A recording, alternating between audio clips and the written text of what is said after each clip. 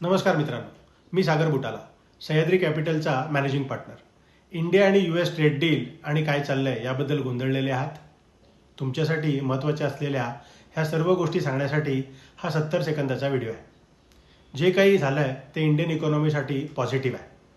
आपण हे 5 स्टेजेसमध्ये बघूयात. स्टेज 1, ट्रम्प यांनी आमच्यावर कोणतेही टॅरिफ लादण्यापूर्वी आपण भारतीय WTOने निश्चित केलेल्या क्षेत्रानुसार 2% ते 10% हा मोस्ट फेवर्ड नेशनचा टॅरिफ अमेरिकेला देत होतो. स्टेज 2, यामध्ये ट्रम्प यांनी ते वाढवून 50 ते 60% केलं आहे. स्टेज 3, यामध्ये अंतरिम करारावर वाटाघाटी झाल्या आणि 18% इंटरिम टॅरिफ फायनल झाला.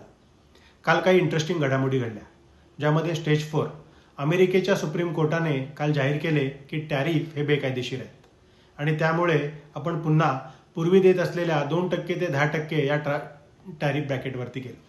स्टेज 5, ट्रम्प यांनी काल लगेचच 10% जागतिक टॅरिफ जाहीर केलं फॉर ऑल द कंट्रीज आणि आपण पुन्हा 2% ते 10% वरून 12% ते 20% वरती गेलो.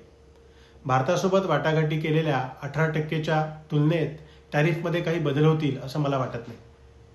आता तुमचा प्रश्न हा आहे की सुप्रीम कोर्टाच्या निर्णयानंतरही ट्रम्प असं कसं करू शकतात.